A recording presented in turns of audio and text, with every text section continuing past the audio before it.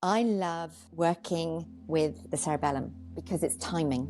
It's timing of movement and thought. It's inseparable. For a long time, the brain scientists thought that the cerebellum was to do with movement, as in, if there was damage to the cerebellum, there was no movement. And more recently, they have connected the cerebellum's efficiency with cognitive thinking. I always describe the brain bit that everybody recognizes as a cauliflower. We've got the brain stem as the cauliflower stalk, and then two little sprouts on the cauliflower stalk. Those are the cerebellums, 87 billion neurons in the brain. And you'd think that they'd all be up there in the cauliflower, but they're not. 19 billion in the cauliflower bit, 68 billion in the two little sprouts. Wow. And then we get really excited. Welcome to the Restore to Explore podcast from your soulmates at the Foot Collective. We're on a mission to empower humans to restore their natural health and function from the ground up, so we can all explore movement and life with freedom and confidence.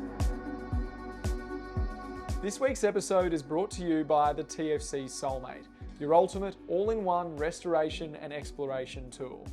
Made from cork, TFC Soulmates are an eco-friendly, lightweight and durable mobility, balance and foot training tool that can be used as a massage roller, foot roller, balance beam, a slant board, and even includes 2 toe resistance bands. Every TFC Soulmate comes with access to an in-depth training manual with guided routines from TFC health professionals to make improving foot function and balance fun and accessible for all ages and abilities. For 10% off your Soulmate, head to thefootcollective.com and use the code R2E. That's R, the number 2, E at checkout. You'll find the details in the show notes. Hello, everyone. Thank you for being here and welcome to the Restore to Explore podcast. My name is Nick, and today I have the honor of speaking with Helen Hall. So Helen, welcome and thanks for being here. Thank you for having me. My pleasure. And I'm sure everyone at TFC is very grateful for every guest that comes on this podcast. And I think a good place to start, because some of our listeners might be unfamiliar with you and your work. So to start, in as long or short form as you want, I'd love to know, who is Helen Hall? What motivates you in life? And one thing I'm always curious about is, how did you come to be the person you are today? And like I said, you can include as many or as little moments along that journey that you want, but I'd love to just know more about you and share your story before we get into, specific things. Okay, so the beginning intro thing is the thing that I'm definitely the worst at. Q&As, I love having an opinion on stuff. So my name is Helen Hall and I'm not an ist of any description. You could park me in movement. You can park me in not a specialist. So I am proud to not be a specialist, because all I want to do is see the big picture. I want to see everything all at once, which is actually quite tricky. It's the reason we chunk things down in learning. And in my opinion, having chunked things down to start our learning process, we forget to join the dots back up again. So all of our expertise is segregated into boxes, and there's no continuity and there's no interconnectivity, or at least it seems as if the interconnectivity is missing, and I'm forever trying to join the dots. So I'm a generalist in movement, a lifelong learner. I've never stopped learning. I've never stopped exploring my movement, as well as many people's movements as they'll be willing to offer me their bodies for explorations. And I am so curious that I invested, I think I sold my soul several times, to invest in the most advanced gait analysis tech in the world. And when Doris arrived, we call her Doris. Everybody knows her as Doris. Even Germany, whose technology it is, they know my installation as Doris. So Doris is very special. Me and Doris work as a team. We look at movement. We analyze movement. She gives me data. I figure stuff out. And every day is magical. So I just get to look at movement, motion, postures. And of course, as Paul Chek says, posture is the beginning and end of each movement. So it's not posture as in deportment, put a book on your head and walk perfectly, whatever that means. It's just the frame we're in, how it moves. Why is it moving like that? That looks a little awkward. When a body moves beautifully, how is that? How does that happen? How can we help people move from awkward to smooth and pain-free? So in the main, sadly, I work with a lot of people who are in pain and their movements are awkward. And it's all about finding out why their movements are awkward in order to help them find better. So that's, I think I've answered who I am. And then what motivates me, all of the above. And I've forgotten the last bit. What did you say?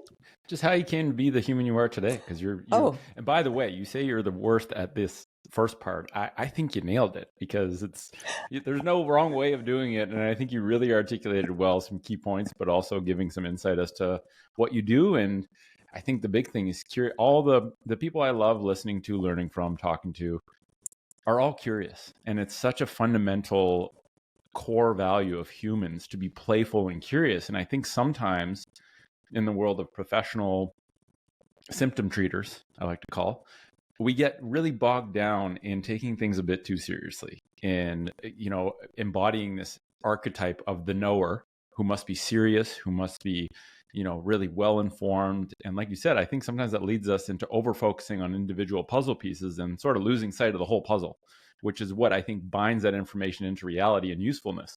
And it is a fine balance, right, of having this really granular, insightful data, but then being able to make use of that, right? Like gathering the data is one thing. It sounds like Doris is just a really great partner in that effort. But I think the human element and the true way to create usefulness out of that data is actually integrating it into the picture of the whole. And like I said, I feel like we've sort of come off the right path in terms of a community of professionals where we've gotten way too specific and looked at parts in isolation like a machine.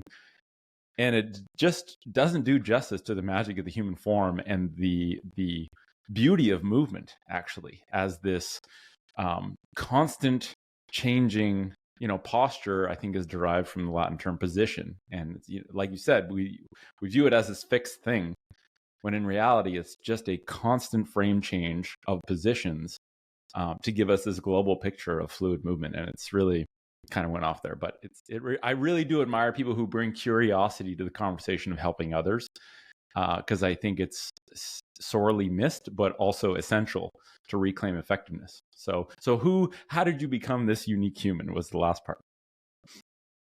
I have absolutely no idea. There was no plan. So the original plan, I was going to be a meteorological observer in the Navy. And wow. I had the A-levels to go to university to read meteorology. And the Air Force... What was the curiosity with meteorology? Like, what was the interest there? I liked clouds. Cool. There was nothing more than that. I went on a boat when I was 6 on a ferry from the UK to France. I thought, oh yeah, I want to be on a boat. So I just built up this story in my head that I would be in the Navy as a meteorological observer. It took me a long time to even learn how to spell that. And I was so on this path that when the bursar at the school my father taught at said, oh no, she should join the Air Force, I said, oh, okay.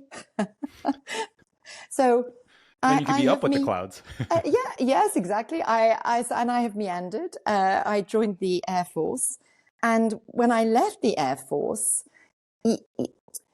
I have run for as long as I can remember. When I was 13, I was allowed to run on my own down the back lane, which was 1.5 miles. So it was a 3-mile out and back. And I know I started exploring and being, okay, that felt too hard. If I do that, oh, that felt easier. Oh, that felt too hard. Oh, that's easier. And I started all of that when I was 13. And I had the mile record at my junior school for the mile walk because apparently we were too young to run it. So we had to do Ministry of Silly Walks to do it as fast as we could. When all Where I do you wanted think to that do was comes from, the notion of too young to run? Because in my opinion, it's like, as soon as a kid can run, they should run. It's natural, it's playful. And if they want to run, it's like, yeah, go. And so that's my minor claim to fame. And then nobody really liked running. And so the school cross-country team was minimal. I was in it. And then in the Air Force, I had this compulsion to help people with their movement. Even though I was an air traffic control officer, I felt compelled to help the squadron football team. I knew nothing about football, but I did it anyway. I think I've had a compulsion to help people ever since I was little, because I remember putting rose petal poultices on everybody when I was very little with my red bucket and yellow handle. And so I have just been in this, there's been a flavor of trying to help people for as long as I can remember. And then once left the Air Force, it just morphed through into movement via massage therapies, hands-on manual therapies, into more and more movement. But there was no particular design in mind. It was always, I can't answer that question. I can't help that person. Where can I go to learn from people who can give me these answers? And you just keep collecting information, some more useful than others, but that might have been my restrictions at the time with my own understanding, not understanding how that particular piece of the puzzle fitted in. And the older I get, the more I use everything. Because the older I get, the more I see where that fitted. And actually, that little tool from way back when, that comes in quite handy now. So there was a lady who said to me a couple of days ago, old is gold. So I'm golden, which is lovely. I now reframe myself as golden, and therefore I must have lots of tools to draw upon to be able to help. Brilliant. And here I am. And here you are. I love that. And I think there is, like, we accumulate wisdom and tools and knowledge as we get older. And I think as, like, culturally in the Western world, I don't think we really acknowledge that as a good thing, right? It's like we look at this physiological degradation that we may have seen our parents suffer from and attribute it to chronological age. And I think it's just a misunderstanding that it's really just a reflection of the movement behaviors people have been doing. And if we haven't been doing natural movement behaviors, we're going to have unnatural function of our joint that we're going to break down. And I think the flip side of that, which I believe is truthful reality, is that if we move with variety and are vibrant in our movement behaviors, our bodies will actually last us 100 years if we treat them really well. And that's a way better story. And at least for sure, at least 100 years from our hardware if we treat it well. And I just think that's a better story. And I think there's going to be this restoration of eldership with people who are older, who have wisdom, who want to share it, because I think that's another part. It's like probably a bunch of people with some wisdom that just don't share it, and then it doesn't go out to other people. So I'm very grateful that you're here sharing your golden wisdom with everyone who's listening and who might listen into the future 20 years from now. Who knows? Well, let's hope I say something helpful. You're already saying it. I think storytelling is the most helpful thing, and you're already telling great stories. So my second question was, I heard you say this on Rangan Chatterjee's podcast. You said the beginning of change is awareness. I think it's a brilliant sentence and something I deeply agree with myself. And I'd love for you to take some time to unpack why change begins with awareness, and perhaps how that relates to health broadly and maybe running specifically. So I know that was kind of a mouthful, but the beginning of change is awareness. That's a really powerful sentence. And I'd love to hear your explanation of how you came to that understanding, and also really what that means for the average person with their health and with runners especially. Well, there's a wonderful quote from the book Critical Mass, brilliant book by Philip Ball, which is all about the tipping points of things, going from flow into stop. And you can think of anything from a bottleneck in a lift to a queue on a motorway to you flipping at work, stresses, and then bing, all of these, the tipping point. And he talks about the second law of thermodynamics. And then he says, for without change, there is nothing to talk about. And when I read that, I nearly fell over. I had to put the book down and take a moment, because I was already in the business of talking to people about noticing stuff.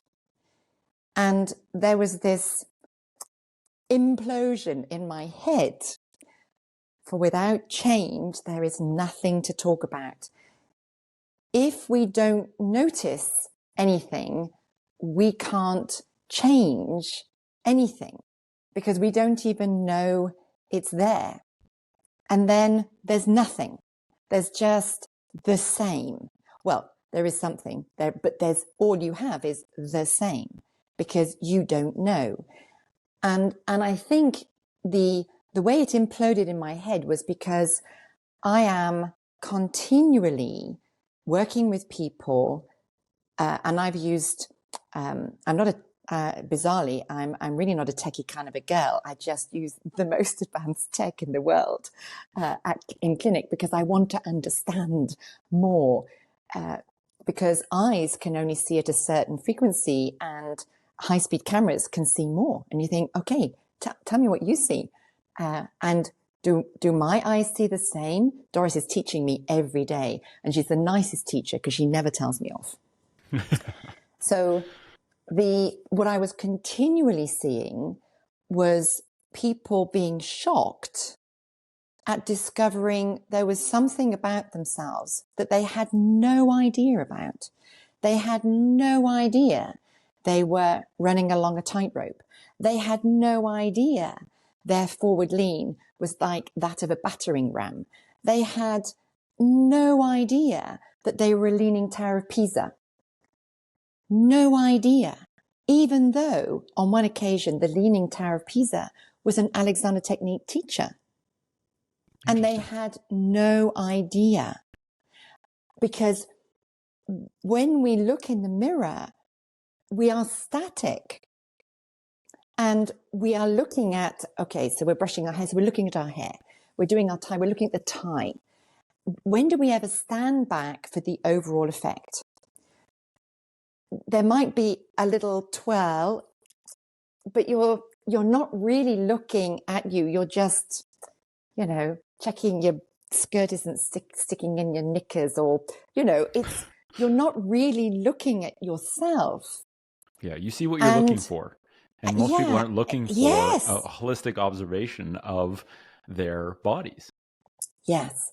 And when they're moving, they don't see themselves. They can't see themselves. Everybody else sees them, but they don't see themselves. And I actively encourage everybody to get a mate to film you. In my book, I say, get a mate to film you so that you can see, just in case you can't feel what is going on. You're so used to it, you can't feel it.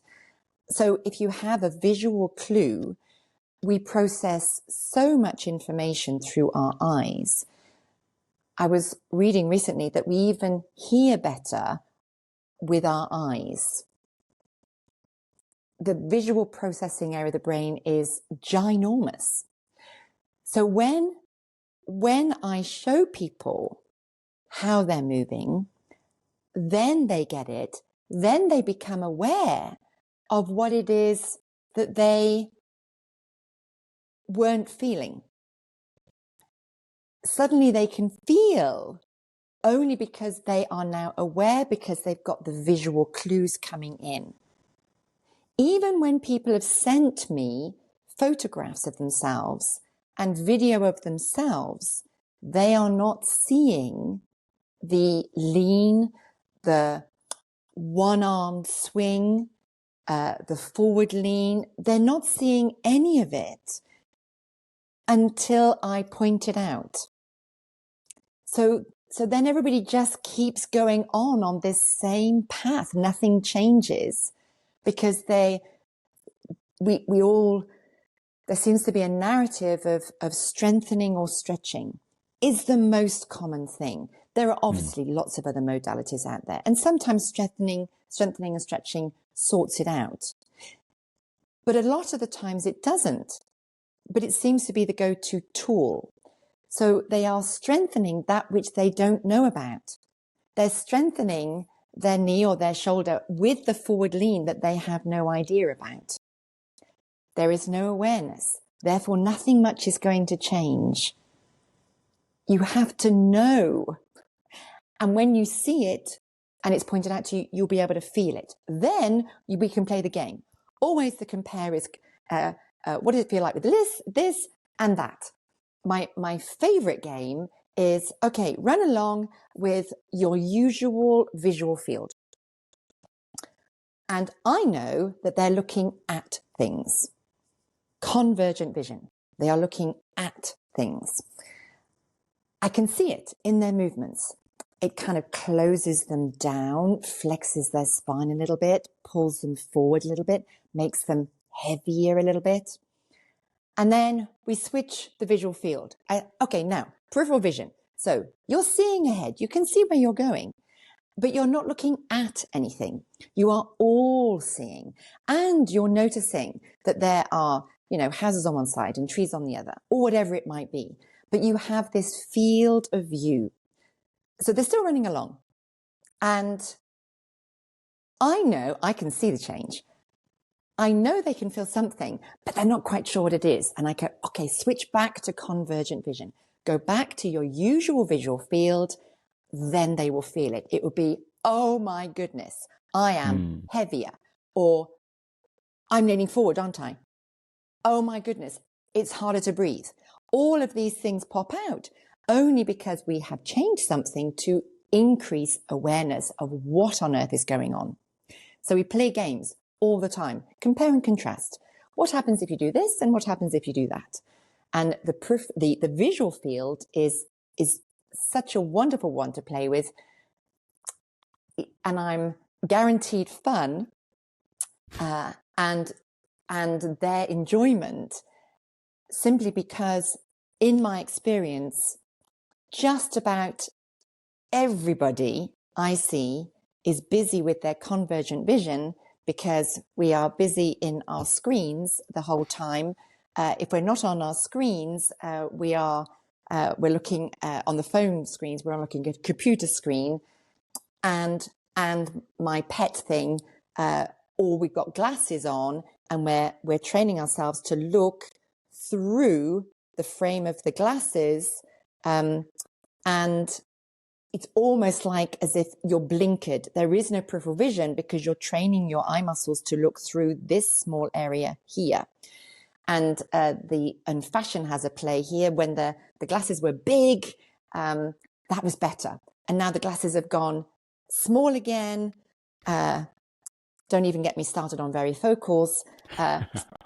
It's just this, okay, we need to be able to laser vision our visual field, but our innateness in movement is upright with a peripheral field of view so that our system can be at ease. Our central nervous system does not relax with convergent vision because it's as if you've got blinkers on. And there's almost, you can, it's hard to, it's hard to unknow it, but you can keep testing yourself. And there is this element of, well, it's not that you feel anxious with the convergent vision, but it's not particularly relaxing. you're focusing. There's a sense of stress there because of the focus that comes with it. And there isn't this open, relaxed, putting yourself into the visual field and the spinal extension of optimal movement potential. And I have got a piece of film on Doris here. This chap, lovely chap, he wanted to run. He literally ran. He was like a battering ram. And I just don't understand. I keep trying this running. I want to run, but it just feels awful. And it looked awful. Not that there's a right or a wrong. It just looked horribly effortful. Unnatural. Yes. And then we just switched his visual field. 3 minutes later, we filmed it. I called him over to the computer screen so he could see. And he said, "Oh my God, I look like a runner." And he did. He looked amazing. And all we did was change his visual field, because our visual field informs our postures. It informs our spine mechanics. They interconnect in ways that I'm sure we don't know them all yet, but it is such a strong connection. And yet we segment it. Again, we're compartmentalizing. It's vision is over here and spine mechanics are over there. And right. We need to join these things up together, please. That is so fascinating, because it's almost like our default state as humans is to have a spatial visual field to survey the environment and to really see everything we can. And then the acute circumstantial vision is to look at one thing, which is either something coming at us or something we are trying to hunt. But either way, it is a smaller percentage of time, and it is a very acute scenario, which I think is actually without putting a label on stress, the word stress as bad or good, it is designed to acutely focus our attention to a relevant stressor. And it's just so I've never thought of this ever. And so thank you for, bringing this up, because I really think this is the kind of wisdom that just isn't, it's not taught in a physio school curriculum. It's not taught in medical school. It's not taught in really probably any conventional program in an institution. And yet it is so crucially important and so pragmatic, right? You don't have to do some elaborate treatment. You just have to say, expand your visual field and see how that feels. And I think when you're talking about awareness, what really was coming to mind to me is it's a language. The body is constantly giving us input. And it's like this language that most of us have just lost touch with. And so if you don't know how to speak English or read or write, you don't have literacy, when someone speaks to you, it's just this low-level drone that is actually meaningless. And so there's actually no reason to tune into it because there's no way of understanding it. And I think sometimes our body signals have essentially turned into this meaningless drone that we don't actually have the understanding to interpret. But the beauty is once you know how to listen and interpret words, you cannot then go to not understanding it, right? Like once you see it, you can't unsee it. And being able to see and hear and listen to the signals we're getting from our body is just such a fundamental skill for human function. Like the idea that this isn't taught to us in like grade 6 to kids who are very smart and very literate and very attuned, it's kind of a shame. And I think teaching people that is actually the empowering element, because it's no longer, you don't have to come see me to tell you what you should feel or how you're moving. You can regain a sense of connection to your own body so that you can be the leader in this playful experiment of understanding yourself. And the last thing that came to mind was just the appreciation for the craft of movement observation from people who do it as their primary means of income. Like the amount of movement archetypes that you have witnessed and sort of the invisible bell curve of natural and unnatural that's in your mind as an art of observation and as a data repository means that you just have such a high fidelity to be able to observe that is true value that you can give to people by taking the thousands of movement archetypes you've witnessed and be able to watch someone move and notice the subtle nuances that, maybe Doris picks that up. But from a human perspective, it's like, I think the art of nuanced movement observation is another thing that has gotten lost by the wayside because of our over focus. Our, like, you know, I want to talk about myopic focus. We myopically focus on pain, and we lose sight of the entire body movement ecosystem. That's almost like the metaphor for vision here.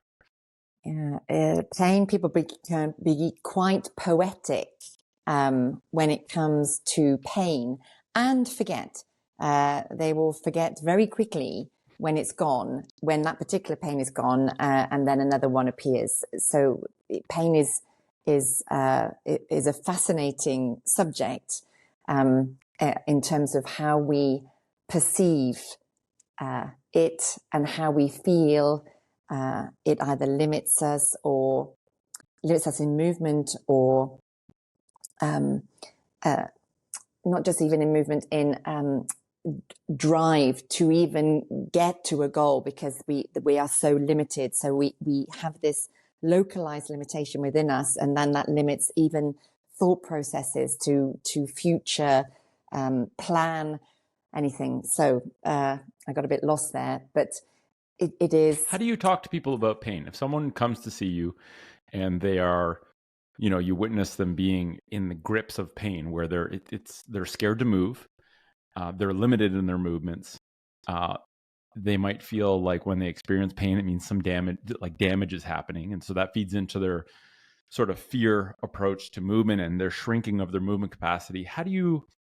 And the reason I ask is we're putting together a set of best practices for lower extremity health professionals, where, like, we've never really had actually standards across the board, which doesn't tell people what to do in their practice, but ensures that all the critical things are being done by everyone. Because right now, if you go to 10 different lower extremity health professionals, you might get 10 totally different approaches, and maybe none of them will do the critical things like basic pain education, movement education, footwear education, and movement screens. Like, you might not get any of those, and that's a big problem. And so I'm always curious to hear how people go about foundational education about pain so that people can feel at ease knowing that pain is not something to be feared, but something to be learned from. And I'd love to hear how your first conversation with someone who is just gripped by pain and very fearful of movement, how does that conversation go? Well, invariably, we end up apologizing to the painful area that's been poked and prodded and strengthened and stretched and needled and whatever else, because in my experience, it's commonly the area that's doing all of the work, and other areas are just not doing their fair share. And people think that the painful area is the damaged area. And what I'm able to show them is that that doesn't make any sense. So one of as soon as you see somebody adopt their default, so I don't like people to stand, as if they're to attention. I'll ask them to show me their default stance. And Doris will record that. And do they usually know their default stance? Well, I'll have already seen it quite a few times, so I'll know it's there, and they'll second guess themselves, and I think, is it here? And I'll say, over in one hip, and I'll say, okay, well, go into the other hip and see if that feels familiar. Oh no, it turns out I never go there. But they have to think about it because it's a default stance, and they never think about it. They just end up there. But the anomaly is invariably that they are in the hip that hurts. So they're standing in the hip that hurts. And they've not made, again, awareness. They've not made the connection that they stand in the hip that hurts, and the hip has got wear and tear, and it's got, bone on bone, and it's got cartilage, whatever. But they rest in it. So invariably, the conversation isn't, I don't get into pain science very often. I've studied it, because invariably, for people to know that there are no pain receptor cells, and it's made in the brain, and it's a DIMS and SIMS, a danger in me and a safety in me, it's actually because the information I give them as it is a bit much. So I often end up having to show them and they will see it for themselves with Doris, that they are always where their pain is. And then they understand it's not because they have the pain, not because this area doesn't work, it's damaged, it's scary, it can't do it. It's clearly doing most of it. And they need to give that area a holiday. And then they start apologizing to the limb that they've been so concerned about. So even that knowledge lifts the fear factor. And the fear does two things. It restricts the movement, or they think it restricts the movement. Of course, it's the only place that they are moving. But they're moving guardedly because they fear they're going to damage more. When they realize that actually that's the freely moving, that's the bit that's working well, the guard and the fear start to ease, because now they understand, well, actually, I can use it, and then maybe by using it, I'll get over onto the other side more effectively, using the whatever tool we've tried to use anyway. And then we have the conversations of, okay, well, how does it feel now? And it will be degrees of all the way to gone. And then the pain becomes a teacher. Their pain, in many cases, not all, but in many cases, their pain becomes a teacher. Because if it comes, they'll, oh, yeah, okay, I'm over there. I'm back over there again. I've lost my peripheral vision. So often we can switch to peripheral vision, pain goes. You go back into convergent vision because that's your habit, and your eyeball muscles get tired initially, and they'll drift back in, and I feel it again. I got to get back my peripheral vision. So the pain becomes their clue to improve their awareness of their general body structure, because it's such a loud and clear clue, and everything else is a bit too subtle at the beginning. Then they'll get used to the more subtleties, the finer points of movement, where they'll just slightly adjust their head position if they realize they haven't got maximum head rotation, something like that. But the pain initially becomes a useful tool for them. We wanted to take a quick break from the episode to let you know about our ultimate free foot health resource. If you're listening, you've probably already started the journey towards improving your foot and movement health, but if you're still wearing conventional shoes most of the time, that's anything cushioned, heeled, narrow or rigid, it's kind of like taking one step forward and two steps back.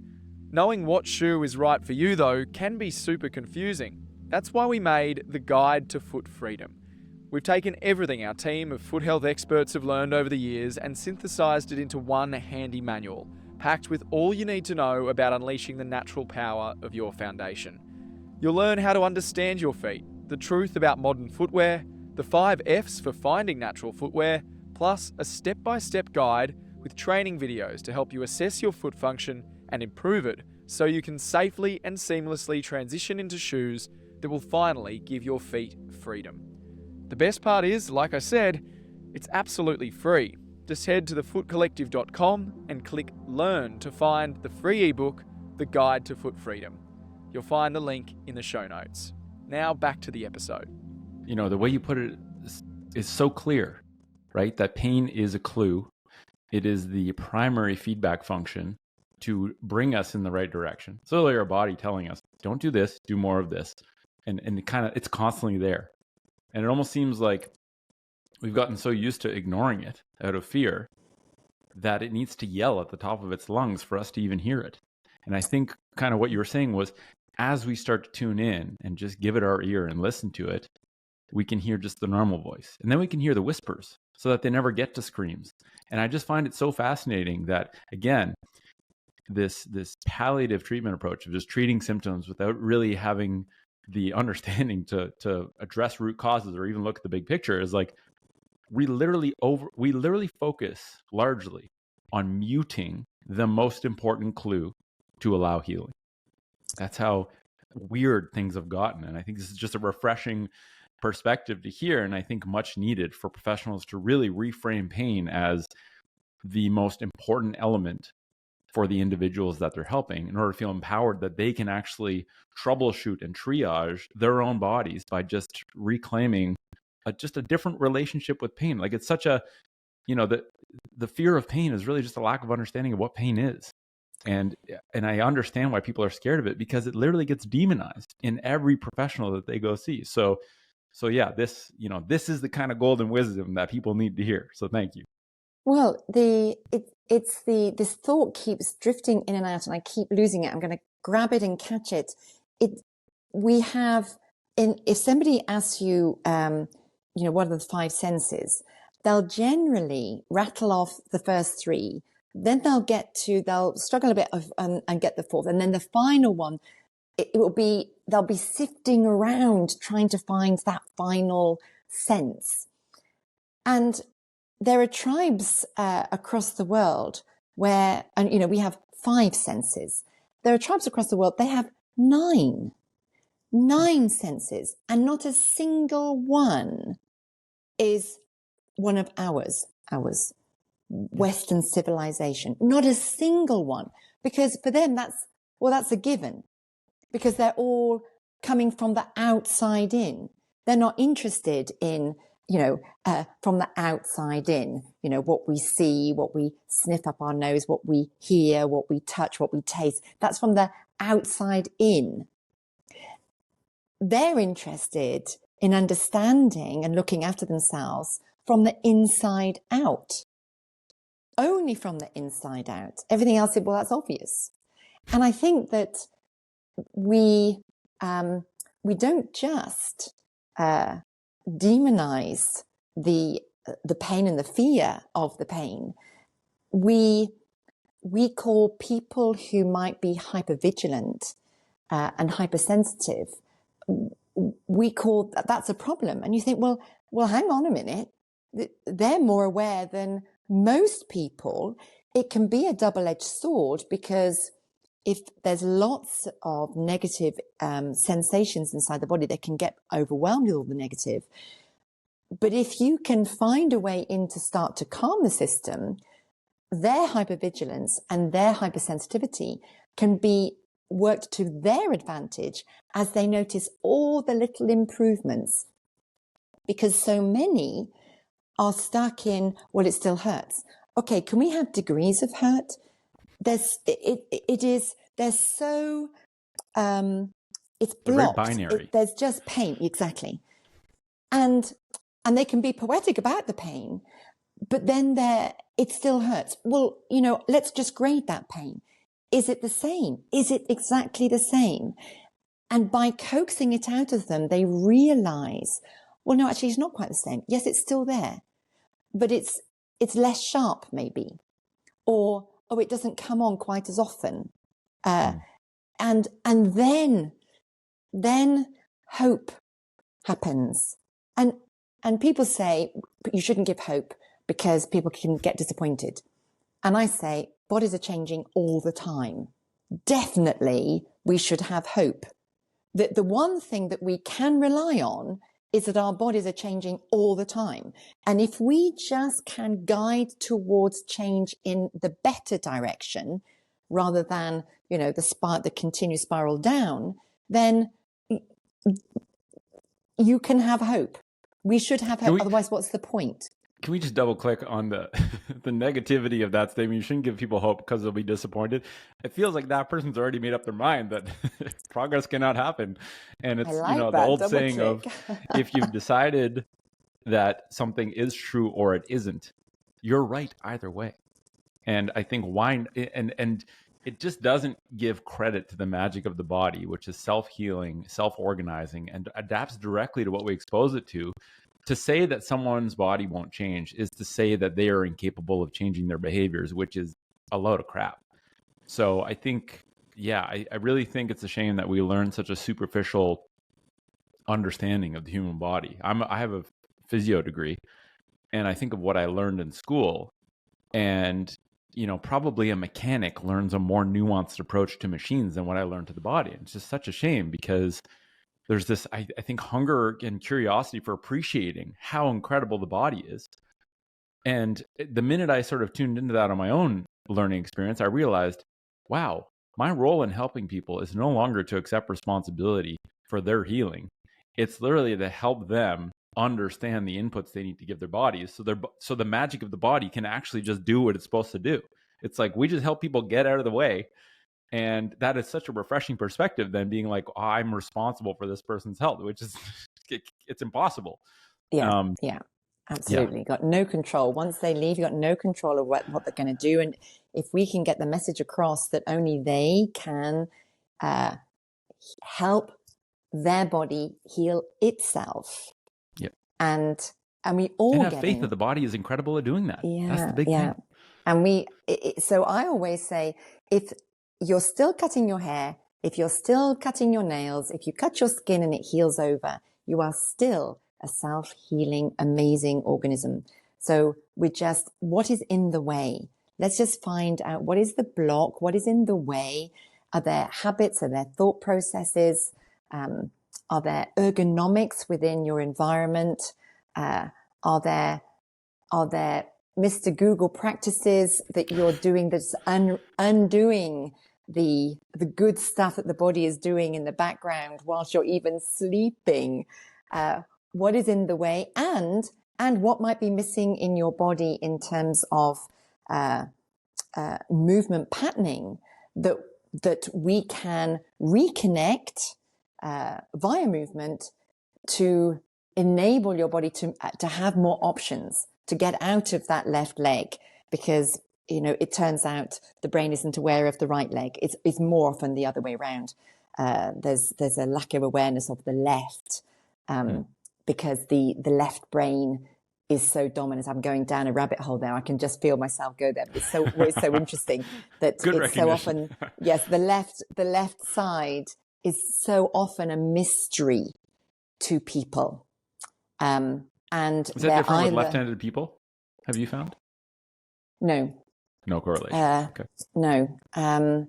It's no.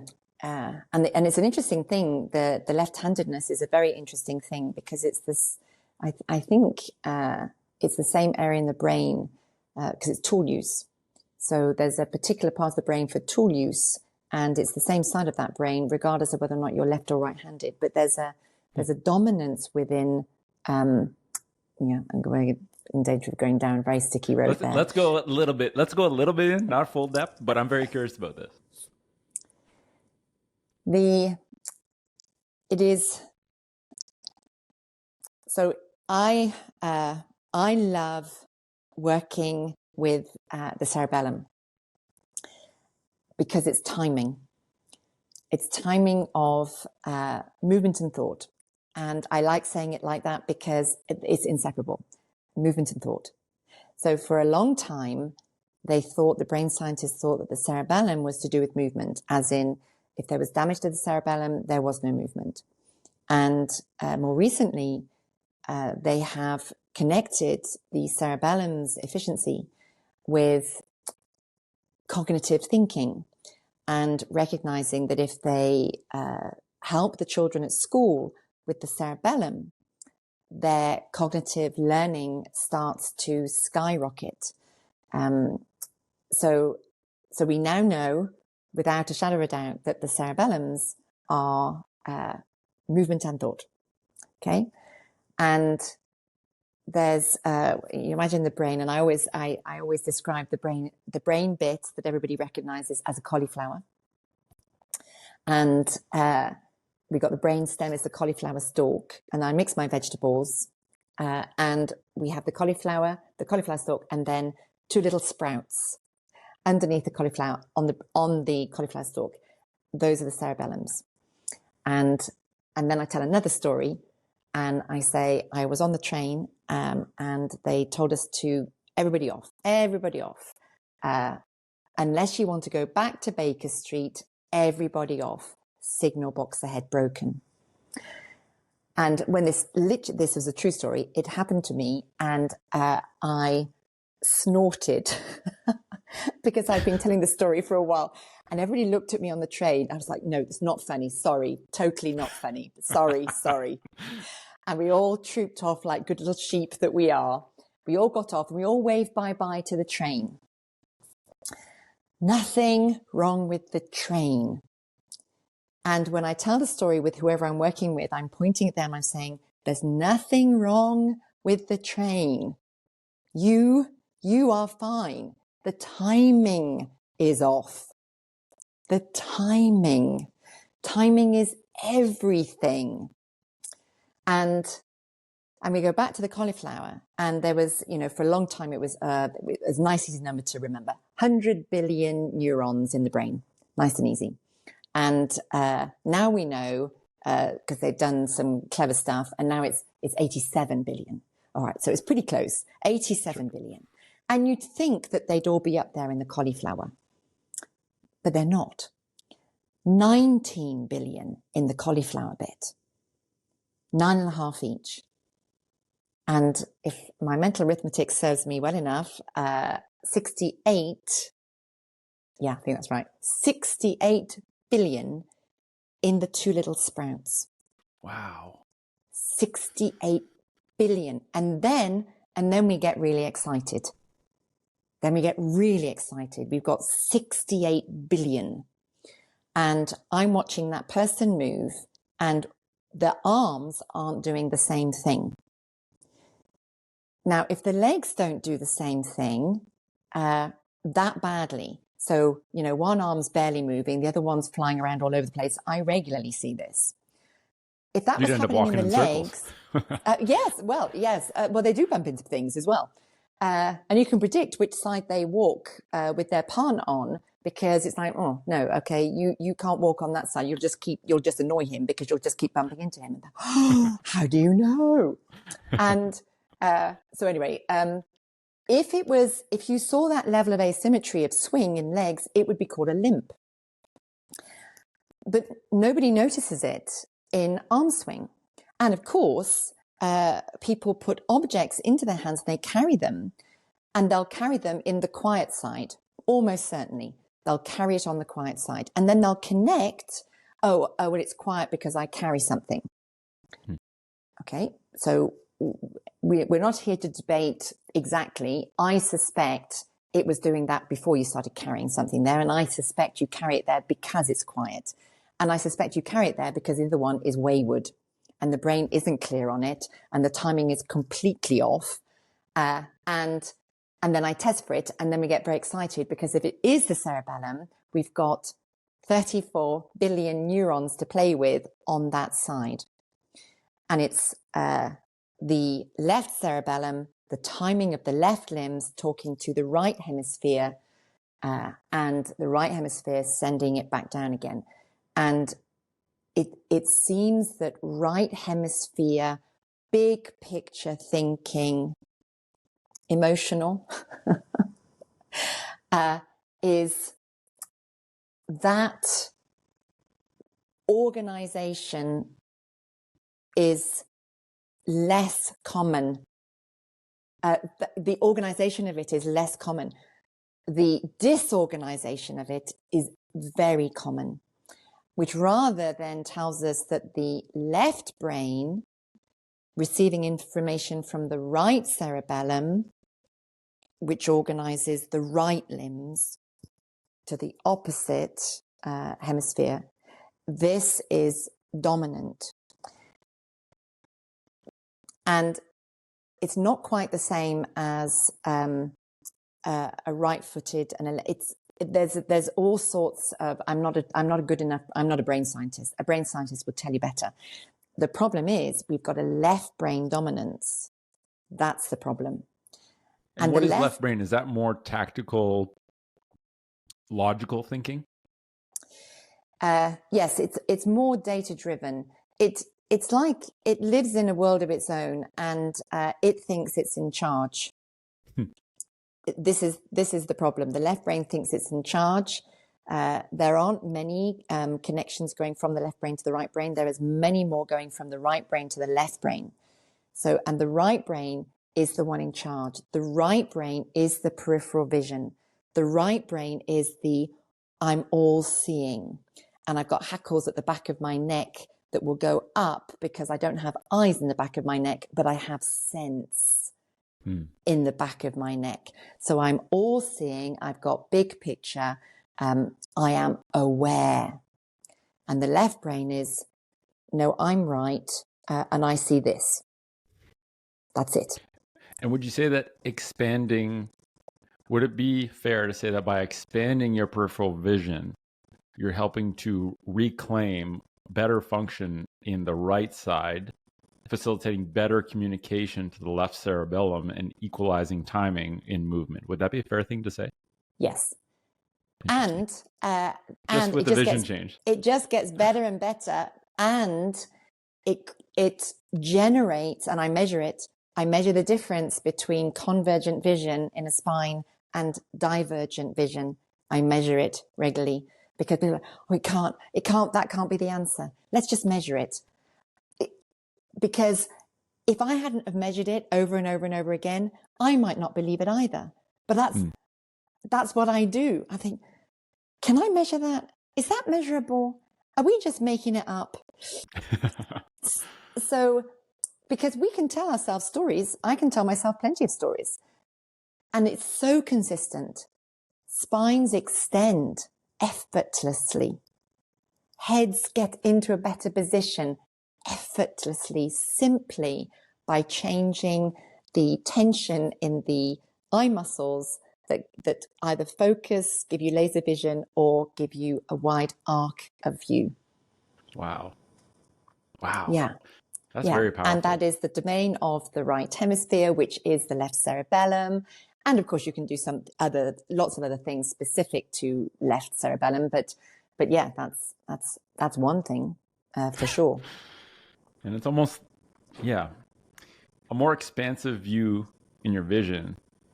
It's like a great metaphor for how many people are just in this myopic view of life as a whole, it would seem, right? It's like life is so chaotic sometimes in Western culture and the way we've engineered our lifestyles that we must focus on the most urgent thing at all times. But that comes at the expense of not being able to see the expansive view of like, what do I actually want my life to be like, right? Not just like day-to-day survival. It's like increasing the aperture to see the bigger picture and see where we fit into that, or imagine a bigger picture or a bigger, a bigger perspective of what we want in life. I won't go too deep with that metaphor, but I think it's really hitting me quite hard that it's just, the simple change in vision can completely change our posture physically and our posture in life. And that's very powerful stuff. For me, there's no difference. Our movement is how we are. I see people adopt the peripheral vision and they say, I feel more open. And I say, yeah, I can see that. And they say, no, I feel more open. So they are, by the flip side of it, by contrast, they could feel how close they were, yes, physically, and they were withdrawing physically and literally and figuratively. When I do an easy way to maybe better describe that, I don't know if I described that very good at all, but an easy way to go is if I'm thinking, I think this is grip. I think there's something wrong with the grip here. So I'll test for grip and it will tighten. I think, okay, tick, that's the right answer. And then I'll test for loosening of the grip and it will tighten again. And I'll eyeball them and I'll go, you can't let go. And they'll fall over because on every level, they know that they can't let go. We are our movements. Our movements are us. And it's this idea that we are body and mind and they're somehow separate when everything, all movement, all thought is reflexive in its origin. It all started from the same place. So how can it be different? How can we separate all of this stuff? And how many studies do we have to believe that movement makes us feel better and improves our mental health? There's another study. Okay. Okay, great. Are we not done with those yet? Do we not accept that yet? This is easy money here, doing some kind of research, something or other for somebody, because it's been shown again and again. And I don't think there's ever been a study that said that increased movement made people, feel worse. Yeah, exactly. And it goes back to this notion of even the senses, right? We require some external validation to tell us what reality is or what truth is. When in reality, all we have to do is tap into what we're feeling. And in 10 minutes, you can really understand that movement makes you feel better because you can feel it, not because someone in a lab told you so. And I think it's just this paradigm shift in how in people accepting more responsibility for understanding their own bodies instead of offshoring that responsibility to the knowers with the degrees. I really think we're going from, this centralized medical services where people give away their responsibility, they disempower themselves to the knowers, to now just swinging back to this decentralized healthcare instead of disease care, where people are reclaiming responsibility and realizing actually it isn't this crazy complex medical jargon, actually isn't health. That's just medicine. And it's actually very myopic and ill-informed. Whereas actually just reclaiming this relationship with the body that I inhabit, which I am the primary filter for all the feedback that's being received, right? Like the person I go see can't tell me how I'm feeling. Only I can know that. And it's almost like the shift from one to the other can be a big ask. But once the first domino falls and once they've gone to that side of, reclaiming that literacy, it's addictive to actually continue and say, wow, now that I feel this, what else can I feel that I wasn't formerly allowing myself to feel? Now that I know it's possible, what else is possible? And it's definitely something I'm seeing in, the world that I'm in, where people are just like, yeah, I want to take better care of myself. And now I know that I don't need other people to tell me what to do. I might need guides to tell me, hopeful stories and give me some foundational knowledge. But at the end of the day, I think healthcare is the ultimate form of healthcare is just taking care of ourselves. And unfortunately, we've never been taught that. But I think people like yourself, other people that I talk to that are taking this approach of helping the people they serve along their own journey instead of telling them what they need to do or feel or whatever, like that is so refreshing and so needed. And I think there's a lot of momentum building there. So I don't know if you share that same, if you're seeing that as well. Well, I wish there was more of it. There's a lovely, Ian McGilchrist expresses it, I think, really beautifully. He says that science is equal parts logic, reasoning, intuition, and imagination. And people, they say they're following the science and they're following, but what they're doing is following the data. And they're not using their imagination or their intuition. And they will say that imagination and intuition isn't science. And yet, without the imagination to create the thought, to have the curiosity to even set up a new thought process to test, to intuit that maybe if we put this and this together, maybe, this will occur. You have to have that to then create the science, which is the result of the intuition and the imagination. But we've got into this world where it's just the science, and by science, not whole brain science. They mean what they're saying, what they're actually saying. They're not meaning science at all. They're meaning logic, data. But it's not logic because it's only data, and without the context, you can't. There's so much illogic out there. I mean, it's meaningless at best and harmful at worst because it misguides people. So yeah, those are definitely key ingredients. And I want to honor our time. And that's an hour, which flies by. And I hope to do this again Wow. sometimes because that was a very, very fascinating conversation. I'd love for people that are listening to know where to find out more about you, what you do, your book. So if you can give them a handoff to where to go, find you on the internet, listen to more of your wisdom, please go ahead and let them know. Well, I just have a website, helen-hall.co.uk, and you'll find me there. The book is there. We ship all over the world. And I'm trying, I'm attempting to provide whatever I can on Insta, but it's really hard to help people in 60 seconds. And 60 seconds seems to be the limit because even that, the average, I was reading some stats recently, the average watch time is 23 seconds. You think, oh my goodness, it's hard to get helpful information out in such a short amount of time, but I'm doing my best. But my website has got everything there. So thank you for enabling me to say that. And I hope I've said something helpful. I'm not sure if I went off on a couple of tangents by accident. You've said many helpful things. Okay, helpful good. for me, and I'm sure helpful for others. A lot of insights of, this conversation didn't go where I thought it would go, but it went somewhere way better. Okay, good. I'm happy then.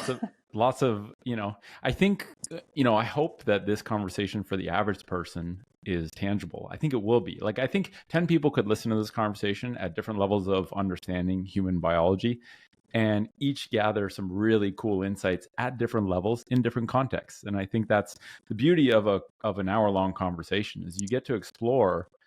It's more human than 23-second clip, first of all. Yeah.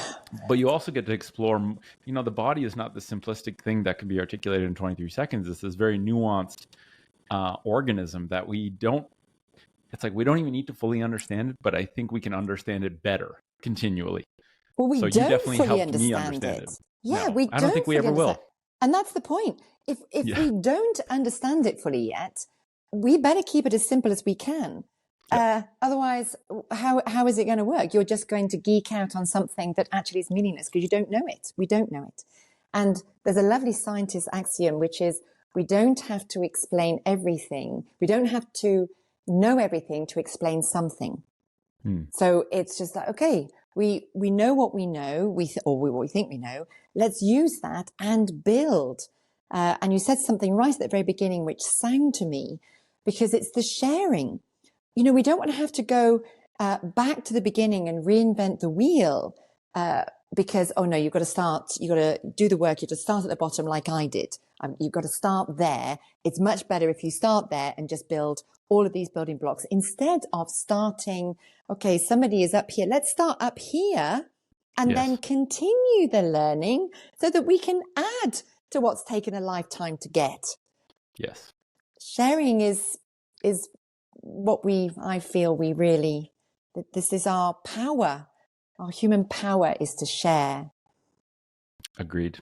And to disagree in good faith is, I think, a lost art these days. And I think the most enjoyable conversations I have are the ones where we can agree on the really big, important things and be okay disagreeing on the specifics without holding it against each other or trying to defend our position. And I think the idea that this is an ongoing process of discovery, there are many perspectives.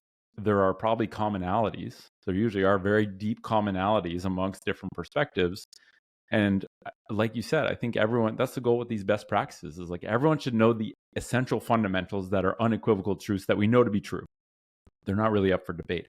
How we interpret those or apply them in our own individual lives or in our practice, that has beautiful variety. And we should be curious to understand how other people do it because there might be a better way we don't know about. And I think that the camaraderie amongst the future health professionals, I think I'm very optimistic about that because what we're trying to do at TFC is harmonize all of everyone's perspectives and really take advantage of collective intelligence. This idea that your 68 billion neurons combined with mine, combined with 100 other people, that's a big brain that would not be otherwise obtained, and can learn a lot, and can learn a lot for everyone. And I think technology, while there are its drawbacks, I wouldn't be able to have this conversation with you. Other people wouldn't be able to listen if it wasn't for it. So I think using it as a tool for good and really being aware of how we're using it is part of the equation, but certainly I'm glad we have it. So thank you so much, Helen, for all the work you're doing, all the wisdom you're sharing.